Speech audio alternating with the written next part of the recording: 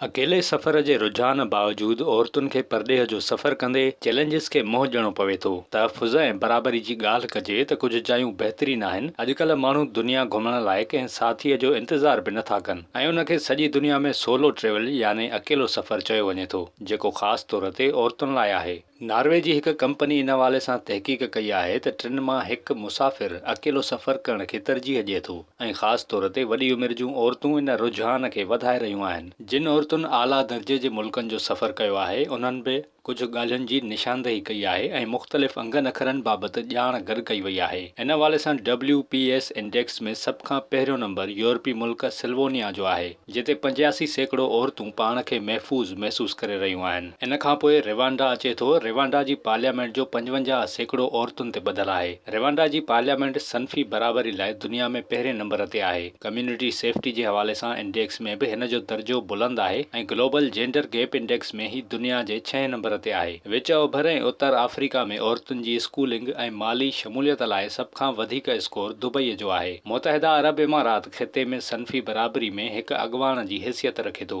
हिते 15 साल ऐं उन खां वधीक उमिरि जी 98% औरतुनि जो चवणु आहे त हू जंहिं शहर या इलाइक़े जिथे बि रहनि थियूं, राति जो अकेलियूं हलण में महफ़ूज़ महसूस कनि थियूं। पुरतशद्दुद ॾोहनि जी सभ खां घटि शरह ऐं परॾेही ऐं अंदरूनी तकरार सभ खां घटि हुजण सबबि ग्लोबल पीस इंडेक्स में जापान दुनिया जी 10 महफ़ूज़ मुल्कनि में आहे। पुरतशद्दुद ॾोहनि जी सभ खां घटि शरह ऐं परॾेही ऐं अंदरूनी तकरार सभ खां घटि हुजण सबबि ग्लोबल पीस इंडेक्स में जापान दुनिया जे 10 महफ़ूज़ मुल्कनि मां हिकु आहे। जापान में रुॻो औरतुनि लाइ सबवे कान जो रिवाज आहे ऐं रुॻो औरतुनि लाइ अकेली रिहाइश ऐं अकेले सफ़र सां इहो खेनि तहफ़ुज़ जो अहसासु ॾिए थो। हिते अकेलो खाधो खाइण ऐं अकेलो सरगर्मियुनि में मुलविस रहण बि सक़ाफ़ती मामूल आहे। हिन लिस्ट में नॉर्वे औरतुनि जी माली शमूलियत, कानूनी बराबरी ऐं औरतुनि जे तहफ़ुज़ में पंहिंजे आला स्कोर सां पहिरियों नंबर आहे। ही दुनिया जी सभ खां वधीक सनफ़ी बराबरी ऐं ख़ुशहाल मुल्कनि में टॉप 10 मुल्कनि में आहे। ही अकेलनि तोड़े हर क़िस्म जे मुसाफ़िरनि लाइ बहितरीन आहे। ज़िक्र कयल सभिनी मुल्कनि में सफ़र कंदड़ ऐं अकेलियूं रहंदड़ औरतूं चवनि थियूं त हू इन्हनि मुल्कनि जे शहरनि में पाण खे महफ़ूज़ महसूस कनि थियूं। विज़िट कयो अवामी आवाज़ मीडिया ग्रुप जी वेबसाइट